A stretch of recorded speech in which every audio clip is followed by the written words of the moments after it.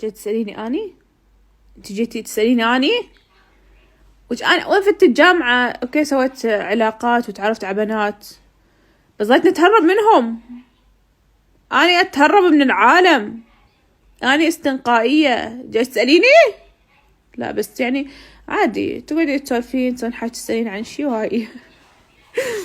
والله أنت تتهربين. حتى يقولون أكو حفلة أكو مدري شنو، يعني آخر سنة من راح يتخرجون قلت يلا خلنا نطلع وياهم وهاي، وقعدت ألتقي وأطلع ورحنا وشفنا بعض وداوم ومدري شنو. بس إني أقوي علاقتي مثل أول ويك لا بطلت. فيعني لا ما في داعي تسوين علاقات بالجامعة وتسوين صداقات وهاي، خلص خليك وحيد.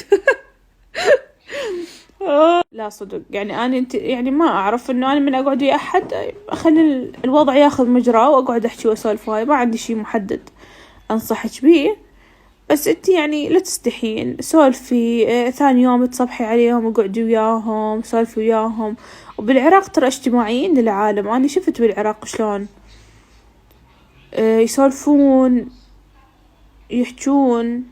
انا ما التقيت بهواي بنات في العراق، بس يعني اكو بنات كيوت. وإذا مستحية من الشباب خليكي بعيدة عنهم، لا تختلطين. تختلطي طبعا خاصة امتحانات، بس أنا كل شي ثقيل وامتحانات زي الزفت فاعذروني. yes والله نفسيتي تعبانة، أنا كل ضايجة لا تحجون وياي. الله بس أبدأ أعلق على تعليق واحد.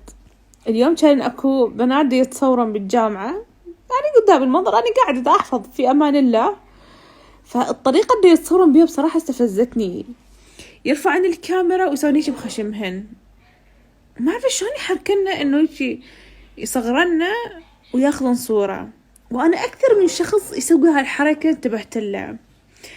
تذكرون هذا بوز البطة مال هاي اللي تسوون هاي؟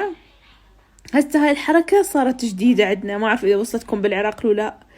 يا الله يا الله الاستفزاز الحركة، إنه عشان يبين الخشم صغير، بس والله بين صغير. كأنه تريد تعطس. لك تعال ما قالكم صباح الخير وردي. هاي ضحكتني. حلو ما أنا قلت لك خلي تعارك جاي تضحكني ليش؟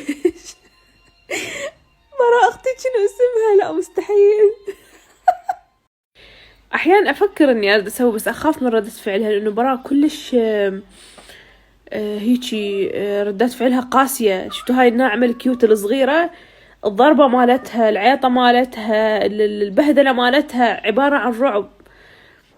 بس أفكر بالموضوع، وإذا عندك أفكار تزيلي إياهن. أي زيت ماما؟ ما بتسألني عن الزيت.